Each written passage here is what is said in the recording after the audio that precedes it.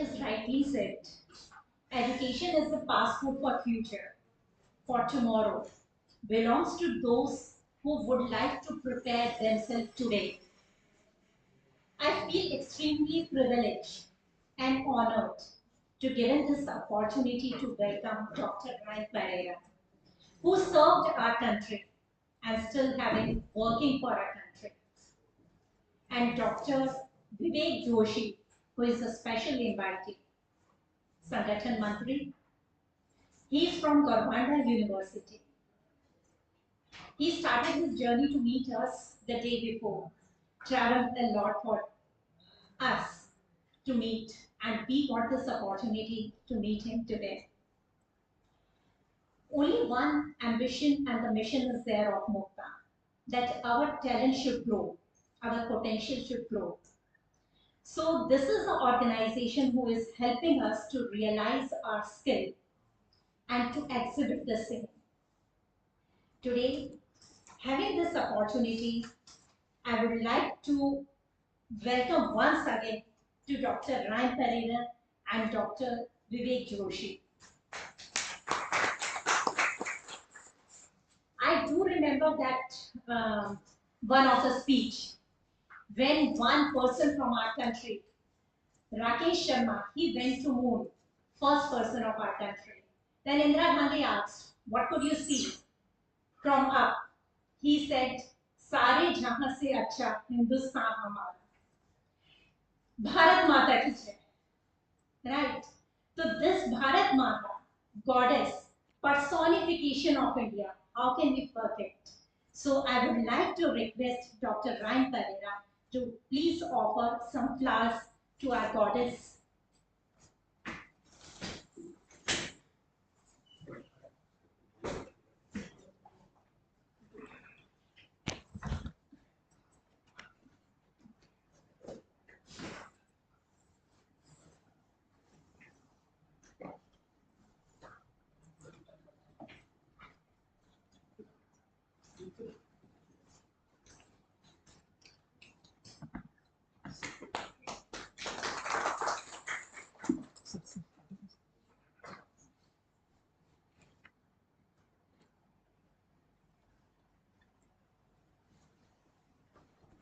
Thanks a lot, Dr. Ryan.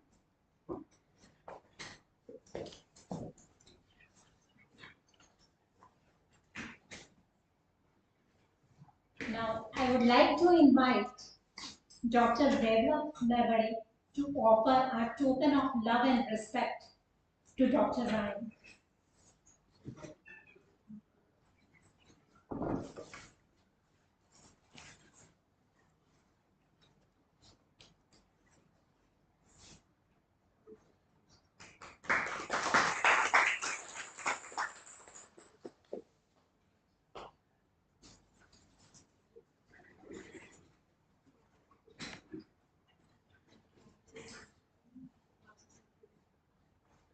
I would like to welcome all of the participants without whom this function wouldn't be possible, who have an ambition to grow further. Even looking at this banner, which is saying about the Fullbright Fellowship, even I got so inclined to listen to Dr. Pereira today.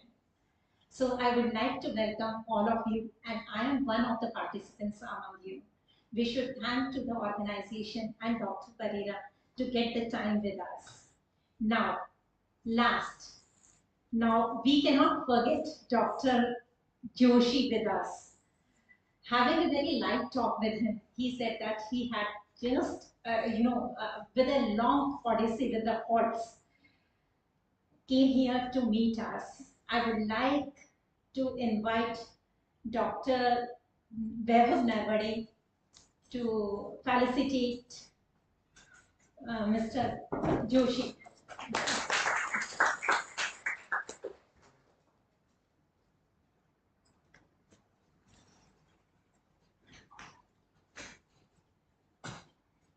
Now I would like to invite Dr. Subhash Athavale for introduction of Mukta.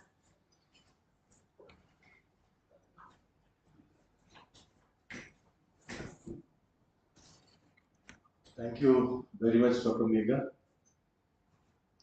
Good evening to one and all. You all are aware that Mumbai University and College Teachers Association is taking lot of efforts to connect the teachers and the educationists and provide them the opportunity. That's how they can develop themselves with new kind of education system which is trying to come in.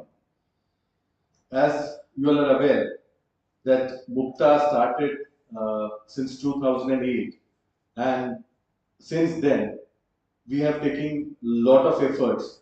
That's how teachers can be connected with each other, how their difficulty can be solved, what are the different ways that they will get the opportunity working with university committees. We have also formed a grievance cell and education cell, and I think today's program is with our education cell, and we have invited Dr. Ryan to give us the information about how the connectivity can happen and how the passport, as rightly said by Dr. Mega, can be made available to the teachers community at large. Sir, starting with the pandemic started from 20th of March 2020, and I'm very happy to share with you that our first webinar was launched on 4th of April 2020, within 8 days from the close down, and we have conducted not less than 137 different webinars connecting universities and colleges. I'm also very happy to share with you that we have taken efforts to provide our platform to the colleges where technology has not reached yet. And we have taken that effort to provide them our platform and conduct their seminars on Mumbai University and College Teachers Association channel. And so, taking ahead with this, we have observed that today, as we can meet each other, we are sitting in front of each other, but that webinars still the people are become habitual, teachers have become habitual, and since they are aware that it is going to go on live on Mukta channel, so I think they have preferred it sitting at home and watching it there, taking that benefit. So Mukta is taking lot of efforts, and we want that the teachers community should come forward and really participate in the activities, educational activities, and keeping our students at the center and how we can provide them best educational opportunities. So we are working on three सूत्री राष्ट्र के हित में शिक्षा, शिक्षा के हित में शिक्षक, शिक्षक के हित में समाज. So combination of all these, Mukta is taking efforts, and today is one of such effort that we have invited Dr. Ran, and I think we all are very eager to listen to him. So I will not take much of your time, and I would request Megha Madam to continue. Thank you.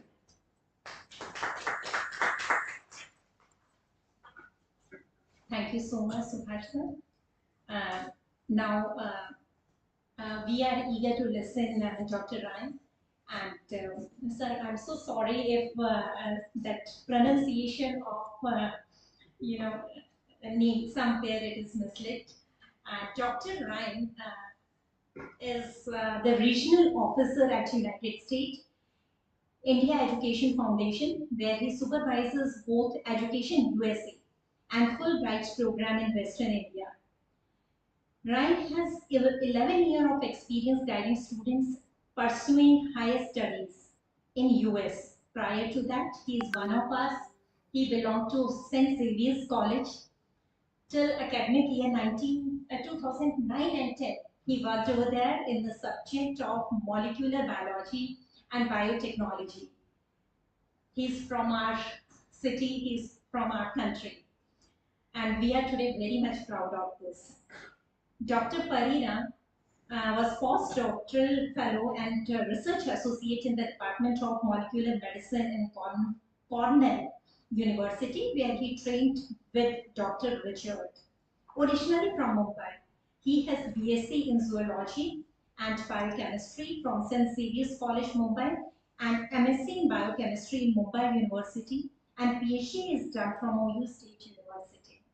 I would like to welcome you, sir, on the dais to address us. Thank you. Thank you very much. So nice to be back and do live sessions again. So first I'd like to thank Mukta for this opportunity to present to college teachers. And as you mentioned, 137 webinars. One of the nice things that the pandemic has taught us is it's forced us to how to adapt to the online way of life. And one of the offsets of that is that we can reach wider audiences that could not come to an in-person event. So there's a good and bad in everything. So it's my privilege to be here today and represent the Fulbright Commission. Talk to you all about the Fulbright Fellowships. Uh, Next up. So the organization I work for is United States India Educational Foundation. We were founded 70 years ago in 1950. There are four main areas in which we work. Our primary area is to administer the Fulbright fellowships. We're also involved in promoting dialogue between the US and Indian scholars, primarily the Fulbright alumni. And one of the other hats that I wear is I also represent Education USA, which is the US Department of State supported organization to guide students who want to pursue higher studies in the US. And we also serve as a resource to form linkages between Indian institutions and US higher education institutions. Next slide. A little bit of history about the Fulbright program. It was started in 1947 by the Senator J.W. Fulbright. Uh, this was soon after World War II. The world was in tatters, and it was Senator Fulbright's vision that if we invite people from all over the world to the US to learn about the US and then go back to their home countries, that will help heal the world. And since that time, the Fulbright has given over 4 lakh scholarships, and we give about 8,000 scholarships worldwide. In India, we have the USIEF has provided over 21,000 scholarships in the last 70 years to both US citizens coming to India and Indian citizens going to the US. India is one of the largest Fulbright programs in the world. So there are two main types. Next slide.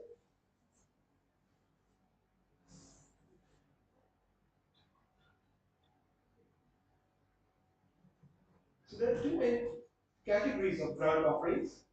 The one in the blue background are called the Fulbright Nehru or the Fulbright Kalam fellowships, and the ones in the white background are other Fulbright grants, non-Fulbright grants. So since our foundation in 1950 till 2008, all the funding for the Fulbright program was provided by the US government. But in 2008, the Indian government and the US government signed a new agreement where the Indian government became an equal partner with the US government in the Fulbright program. And so we changed the names of some of the grants to Fulbright Nehru, and more recently, 2014, where President Barack Obama visited India, we offered the Fulbright Kalam Fellowship for Climate Studies. So the Fulbright Nehru and the Fulbright Kalam Fellowship, which is the main focus of all our fellowships, is jointly funded by the US and Indian governments. In addition, the US government by themselves fund specific programs such as the Hubert Humphrey Fellowship, the Foreign Language Teaching Assistant, and then we have two fellowships specifically for school teachers. The Distinguished Awards in Teaching Program for International Teachers and the Fulbright Teaching Excellence and Achievement Program. And for college professors, we have the Fulbright Scholar in Residence Program. So these programs are exclusively funded by the US government. Now, the Fulbright Fellowship program is very, very prestigious. If you get the award, it stays with you the rest of your life. Part of that prestige comes in how competitive it is to get the award. Last year, we received almost 2,000 applications and we gave 132 grants to Indian citizens. So there are about 7 to 8% success rate. So it is challenging. One of the hallmarks about the Fulbright awards that we issue is that 44% of them were given provided to women. That's something that's very important to both the Indian and the US governments. So this is giving you an overview of the various categories and the competitiveness. For example, the Fulbright Nehru Masters Fellowship, we received 317 awards, applications, and we gave 23 awards. The Fulbright Nehru Postdoctoral is the most is the award we get the highest applications for. We got 620 and we gave 30 fellowships. It's 5% success rate.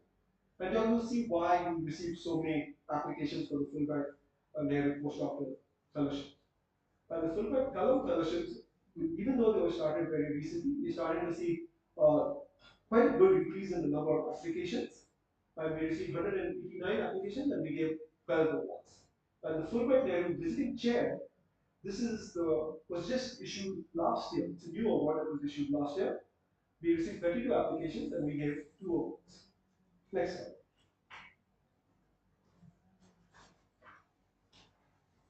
So what are we looking for in the prospective applicants for these awards?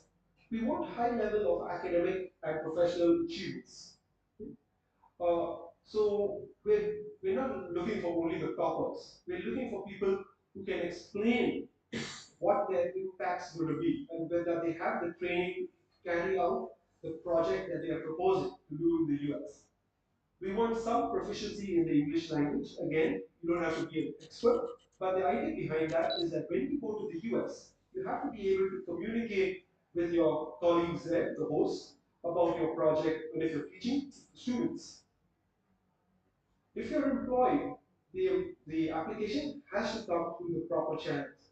NOC has to be provided to with your application. All these fellowships are exclusively for Indian citizens, and so if you apply for the green card or if you have a green card, you will be ineligible for this fellowship. And the preference will always be given to applicants do not have significant prior US experience. And what we mean by significant prior US experience, you can go for conferences to the US, that's not considered significant experience. But if you've taken a course, spent a semester there, or you've done your master's or PhD there, that would be considered significant experience. So now I'm going to quickly go through some of the various categories we have. The first category is the Fulbright Nehru Master's Fellowship. Here, this is the earliest deadline, May 16, 2022. It's offered only in 11 fields of studies, which are mentioned there. The other thing is that we all know that India sends a lot of students to the US for the master's level. And if we had to keep this open for everybody, we'd get way too many applicants. So there's a criteria that the people who apply need to have 3 years of work experience. Then they can apply for this award. It's meant for people who are highly motivated and who, when they finish their masters in the US, will come back and contribute to India. I'll give you an example. There's one of our students went, Rohit Tuck, he's actually from Mumbai and Pune. He went to the US to UC Berkeley. He did his masters from UC Berkeley, and now he's working, helping the BMC and the Pune government, helping making the roads safer for commuters. So that's how the impact we have.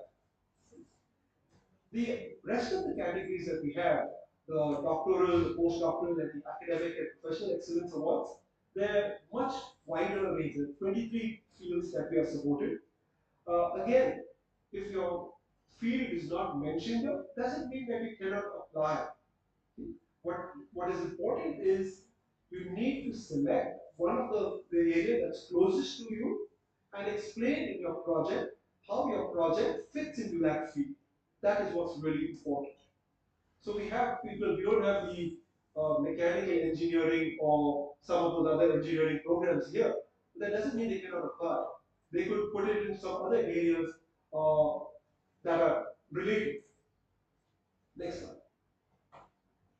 So the doctoral fellowships are meant for students who are pursuing their PhD at an Indian institute.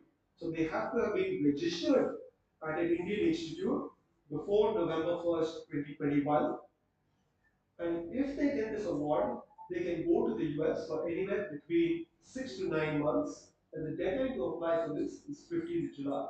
The idea behind this is if students have registered for their PhD by November 2021 and they're going in August 2023, they've already spent 2 years at their Indian institute, they've already developed their project, so they know what they're doing. They go do some advanced study in the US, come back and complete their PhD from the Indian Institute.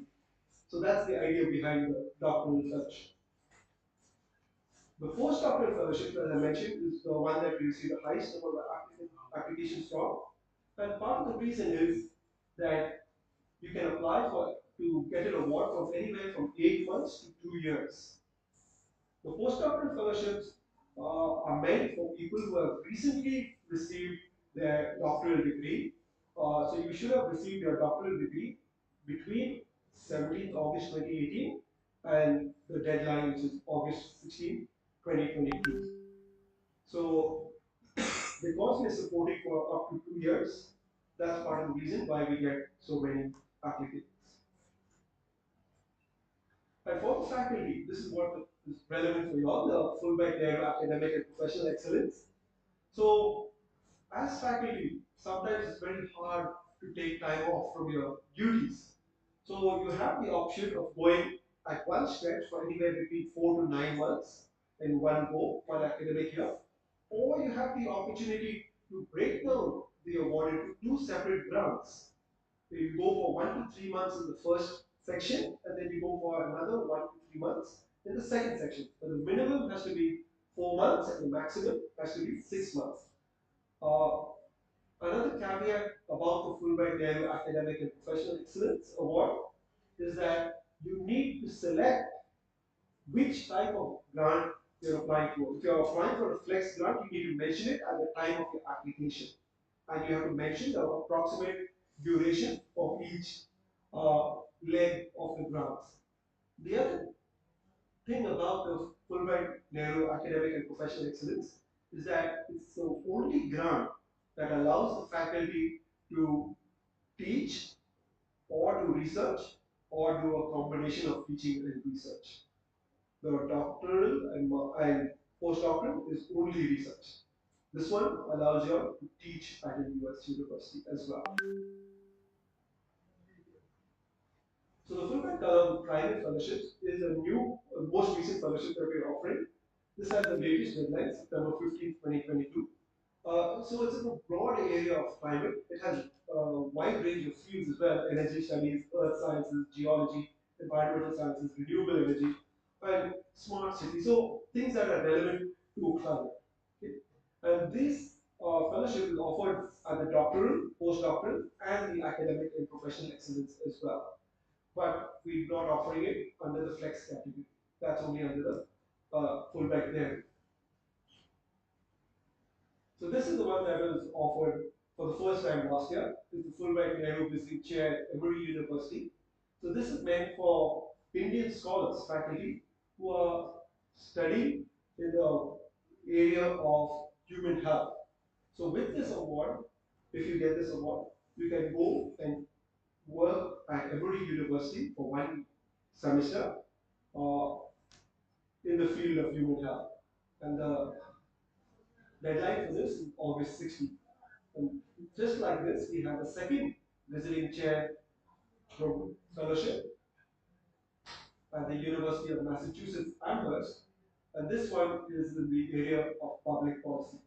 So again, like in the previous one, you go for one semester to the University of Massachusetts Amherst, you can work on, teach or research on the area of public policy.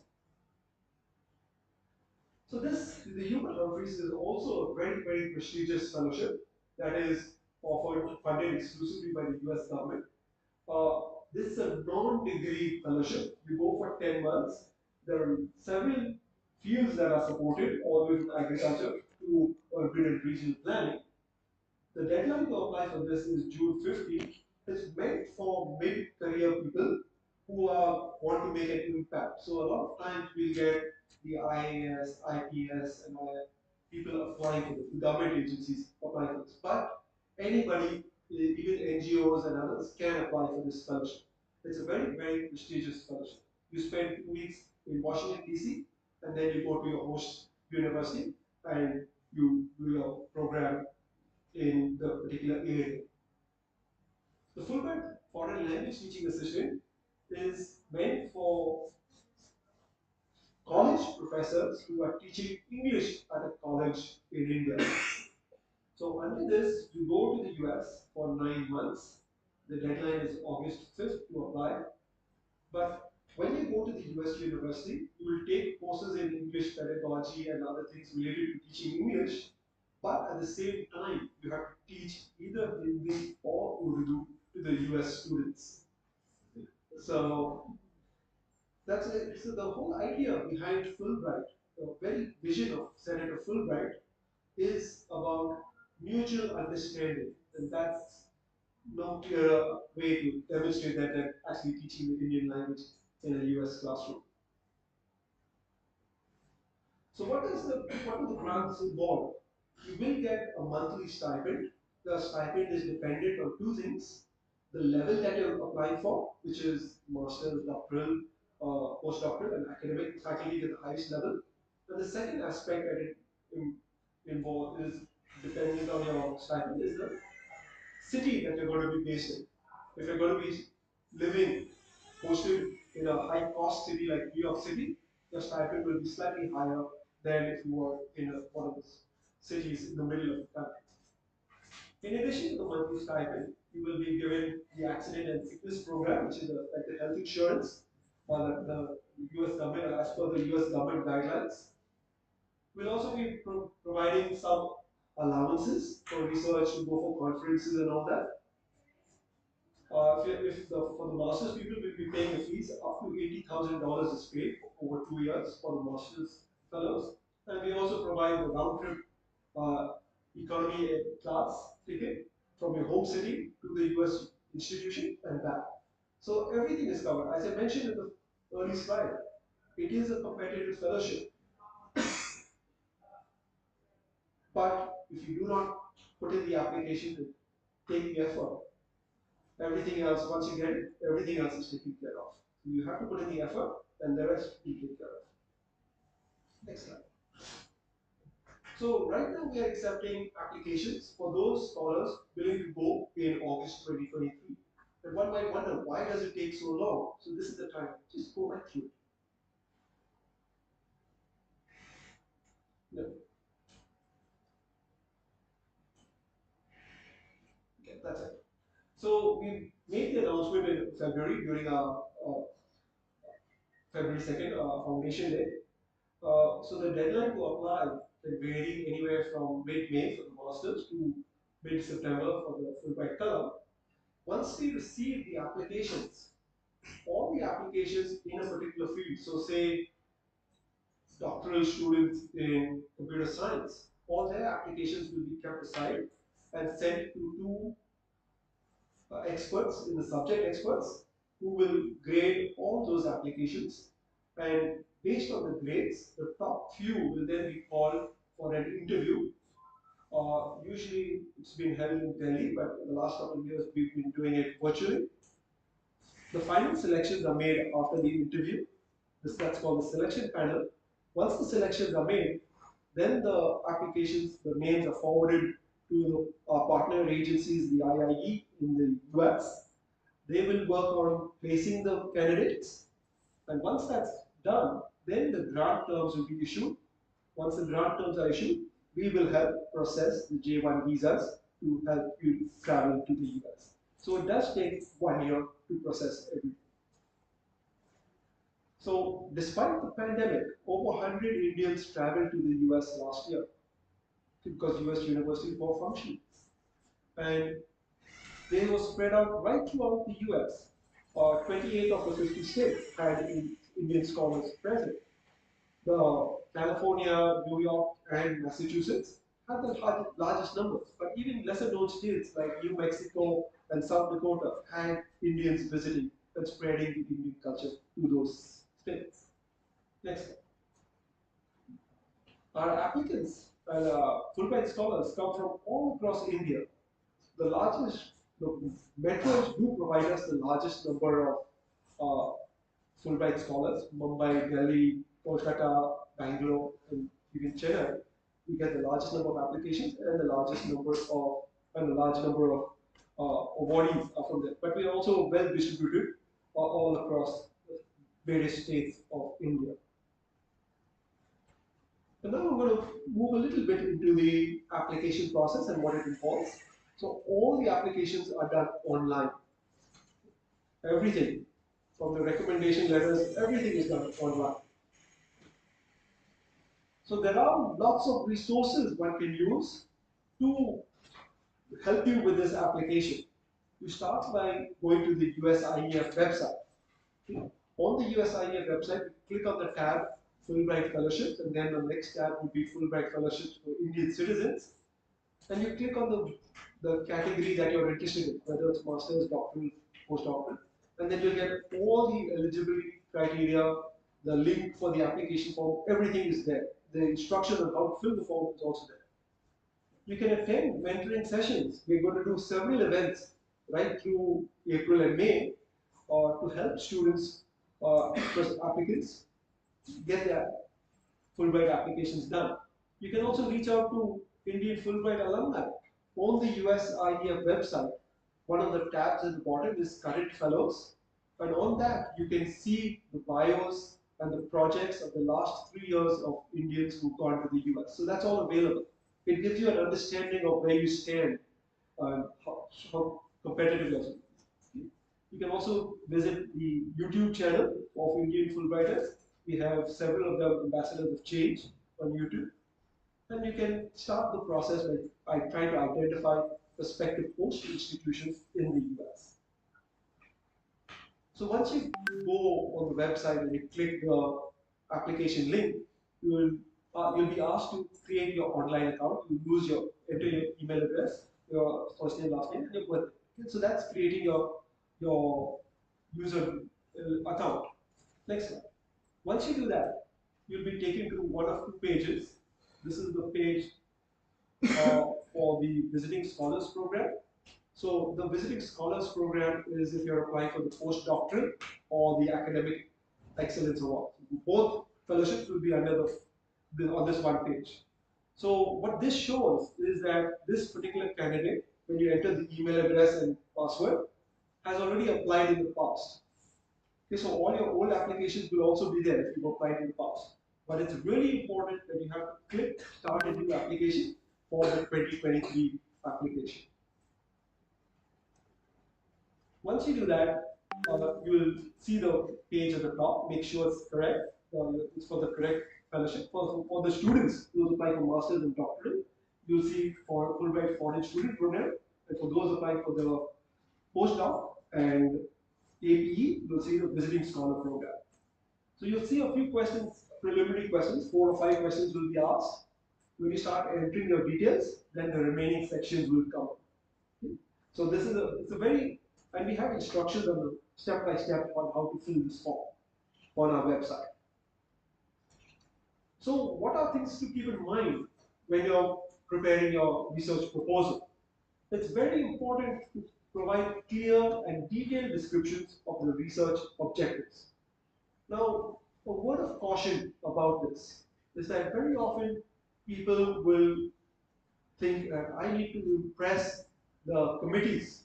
So let's put in 6, 7 objectives. It'll look good. Okay? You have to also keep in mind how long you have to do those. So you need to keep it reasonable. Otherwise, it shows bad judgment. So be very careful about your research objectives. Make sure that the project can be done in the time that you plan to do it in. Since this is funded both by the Indian government and the US government, you need to be able to explain how it's going to be beneficial to the US post institution and your Indian institution in India when you come back. Could you go back, please? You need to explain how your project can be completed within the time frame. You also need to show how your project fits in with your prior training, why this project is important, and how it's going to help you in the future. So that impact is very, very important. And if you've interacted with US universities, then mention which universities have agreed to host you, or even mention which university you would like to be hosted if you haven't been got a contact yet.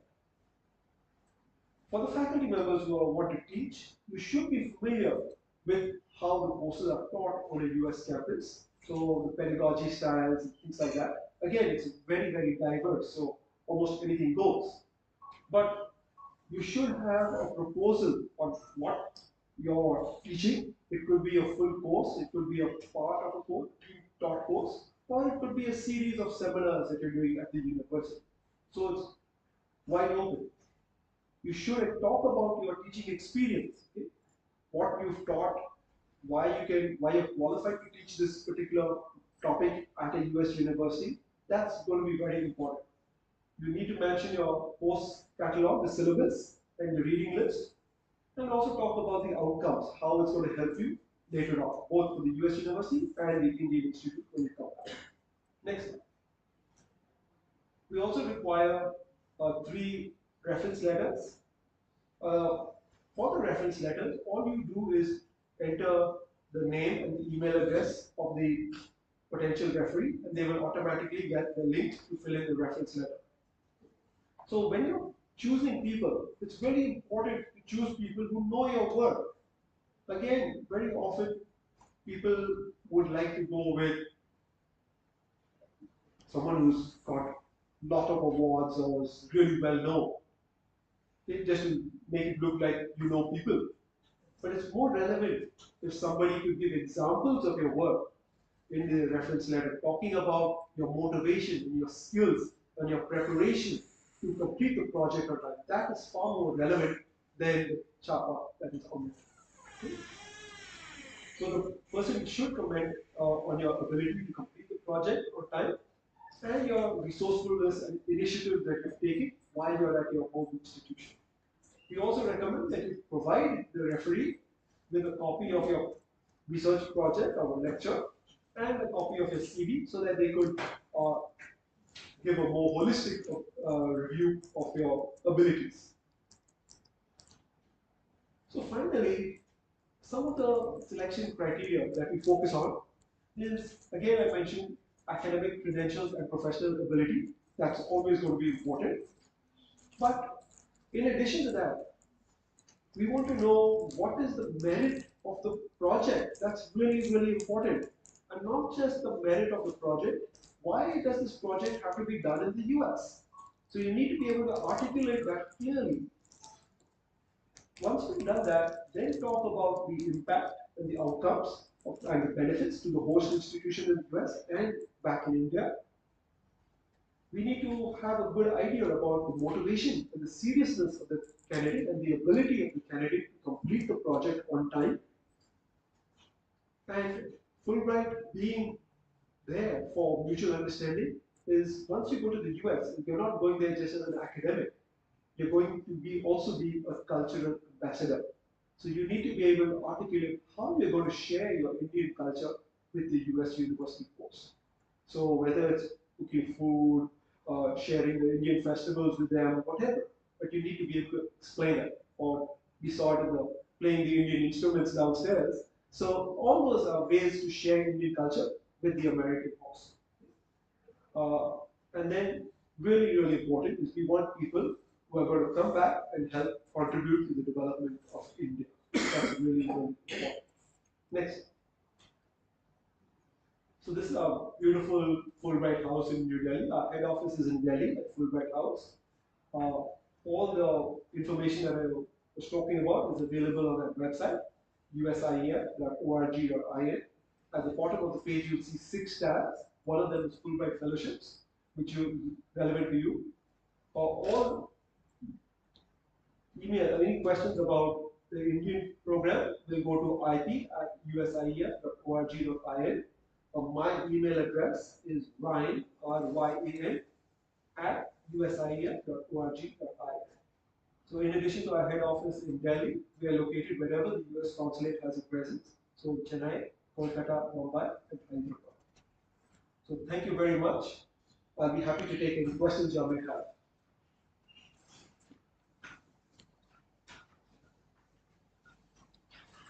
Yes. Yes.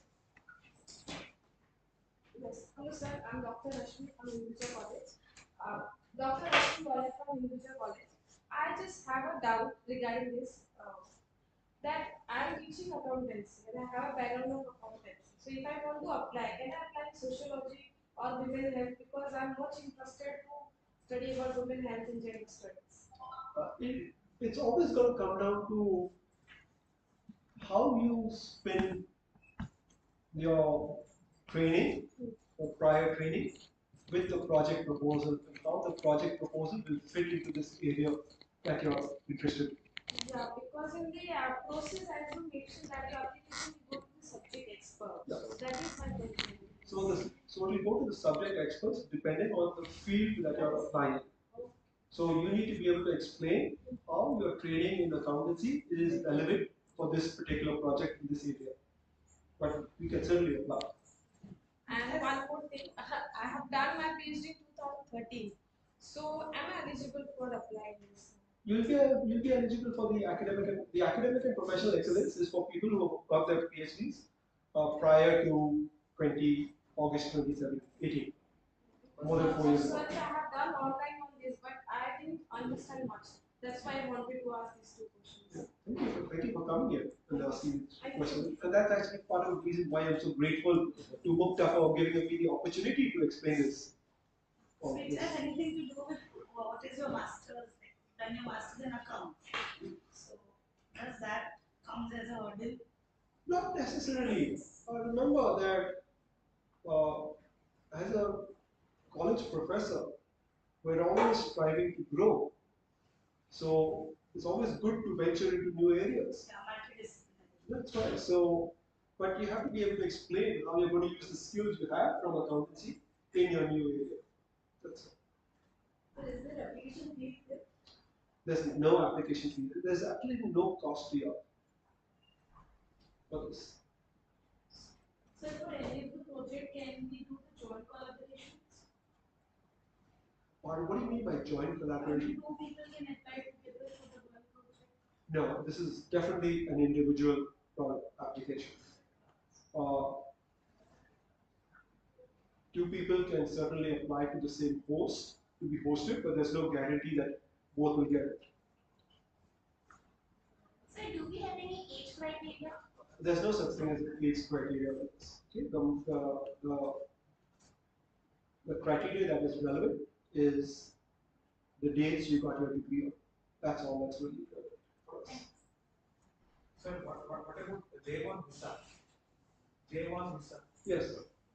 Are you able to get for J1 visa? It's done through since the Fulbright fellowship is such a prestigious fellowship, it's done through a referral process. I will process your documents and send them to the consulate, and they will call you separately. There's no guarantee, obviously. Nobody can guarantee you a visa, but generally it's a pretty good job. Yeah, the chances are very, very good. Because it is a very prestigious scholarship. Yes. Yeah, so I'm Rashmi from St. David's College. I have two questions. One is regarding the effective lecturing proposal that you mentioned. Is it part of the postdoctoral? No, it won't be postdoctoral because postdoctoral is only a research grant. But if you're applying under the academic and professional excellence, then you have the opportunity to either go as a lecturer, or go as a researcher, or go as a combination of lecturer or researcher. And my second question is, can retired people be referees to us? Yes, anybody can be a referee. That's not a problem. Sorry, I have a question. Sure. Suppose you already have a visa for US visa for 10 years. You will stand a chance if you apply for a postdoc fellowship. It's a different category altogether. So, and you're allowed to have multiple types of visas in your passport. Okay. Yes. So it's like regarding the two sessions of the academic for the future. When two students are for the future have on a J1 visa. J1 visa is own country required. They have returned back. Is that applicable to this particular J1 visa? It is. It is. And So then how do you manage the two sessions? Suppose I take 4 months, I go over there. I take a break of another 4 months and go for the next session or thereafter. just How do you manage that home country? so the home country residency thing will kick in after you've completed the entire grant. So after you've completed the grant, then the 2 years thing will kick in. And what is the between two sessions? What is the stipulation regarding the break? How many? It's completely up to you.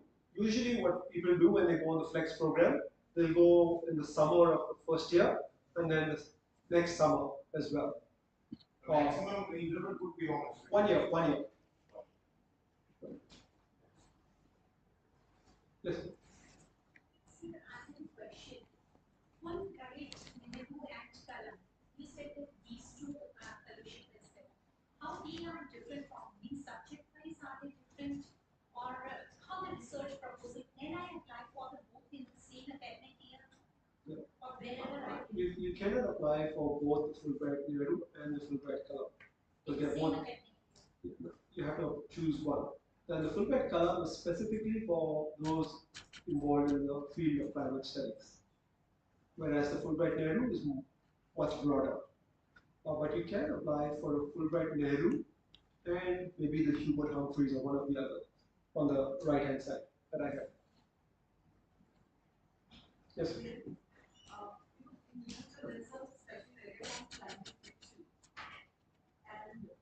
I was actually confused when I was working for Excel and I saw this client country. And I, of course, in the presentation, you don't mention it. So suppose I apply for a postdoc, which one should I be applying for? And climate fiction is one of the areas I'm interested in. I would recommend that you go under the Fulbright Nehru because while it is a field, climate fiction, I don't believe that, as you saw, most of the fields related to climate are to do with energy studies and things like that. Sir, Yeah. sir, if Fulbright scholarship is meant for only humanities and social science, and Kalam is for science and technology. No, Fulbright Kalam is only for climate, whereas the Fulbright Nehru is wider, both humanities and the sciences, but not all sciences. So, is there a format for the proposal to be sent? As you said, there's a point there where the proposal, what are we trying to do a research on? We need to give a proper explanation of that, how it is going to be used to both the host and the US country. So is there a formatting that in what way are we supposed to put it across? No, it's completely up to you. Usually, you put in a research proposal of about 2 pages about the objectives, the timeline, and how you're planning on completing it on time. And then you talk at the conclusion what are the benefits of this. So it will be within those 2 pages, and you'll upload that as part of your application.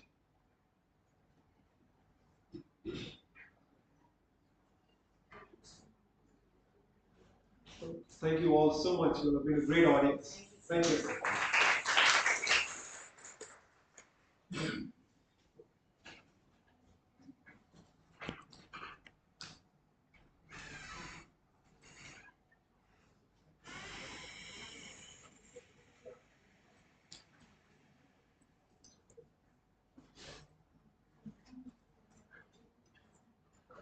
Can I stop the recording? No. Recording.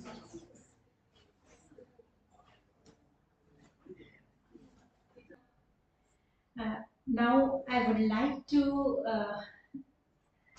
say that felicitation time has come. And Dr. Pereira, we want from your hands some of the felicitation for some of faculty who had achieved uh, very high credentials in their life. I would like to invite Dr. Kavita Pandey for the felicitation from the hands of Dr. Pereira. Please do.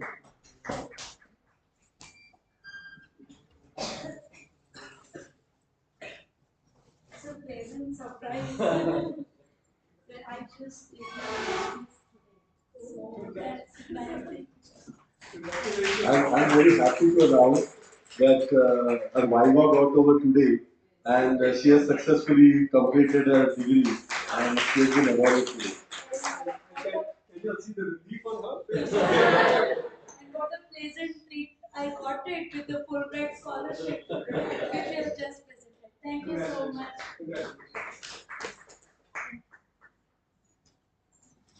Dr. Pereira, this is not enough.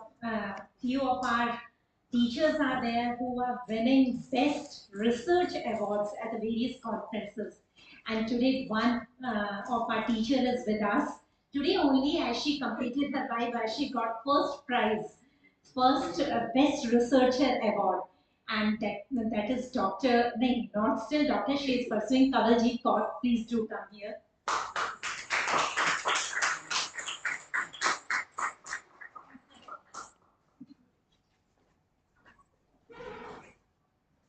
So I'm happy to share I am qualified GRF exam.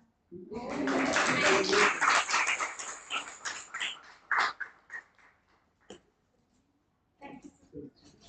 So commerce, business policy and administration, pursuing from Mumbai University. DTS. Thank you so much. Thank you so much. Congratulations. I would like to call Dr. Manpreet Kaur for vote of thanks. Sir, please take it as.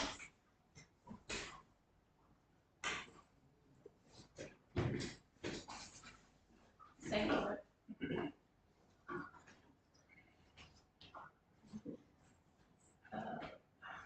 I'm really, I don't know how I am feeling when I come to know that some teachers got something and got appreciation, because now we are doing so much of work but without appreciation. So first, I want to thank our Mukta leaders for this appreciation.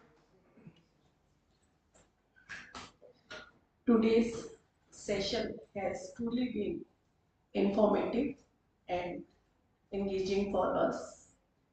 So we would like to extend our sincere gratitude to our audience as well as our esteemed speaker. The organizing team, to begin with Dr. Ryan Pereira. Sir, I want to share here that I applied for Fulbright. When I was filling that application, someone told me that for that you have to get some recommendation from US University professor and all that. So you have not mentioned, I think that that part is over now. I can also apply for that. Thank you very much, sir. Dr. Vivek Joshi, संगठन मंत्री इन्हें हम संगठन मंत्री नहीं, संगठन मित्र। आप इनसे कहीं भी मिलिए, कभी भी मिलिए, आपको हमेशा ही ऐसे मुस्कुराते हंसते हुए और आपकी हर समस्या का समाधान बताते हैं। Thank you very much sir. मुझे लगता है ये शब्द है पर आप हम सबके दिल में है। Doctor Mangai, IT head, for giving us this call, and all staff of this IT department, because without it we can't do this program. Last but not the least, the participants who have come and attend and their principals for giving them permission. So I think this is the best program, and only thank you is not enough for that. In future, so many programs will come, and our Vaibhav sir and Subhash sir, they will arrange and we will come. We assure you, sir. Thank you very much.